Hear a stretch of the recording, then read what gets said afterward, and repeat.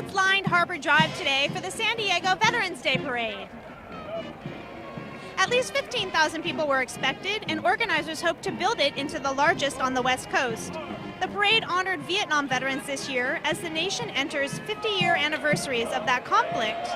Parade Grand Marshals were Medal of Honor recipients Jay Vargas and John Baca, two of the three San Diegans who wear the top combat honor from that war. It's a great day. It's a national holiday, and Veterans Day is a day where all Americans around the world should really say thank you for everyone, both men and women, that have served the country.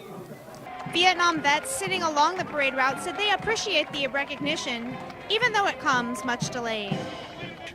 And I'm happily a survivor of Pearl Harbor, World War II, Korea, and Vietnam. And I'm so delighted that the Midway is sponsoring this wonderful parade to honor all the other veterans of America. From downtown San Diego with photographer Nel Cepeda, I'm Jen Steele for UT San Diego News.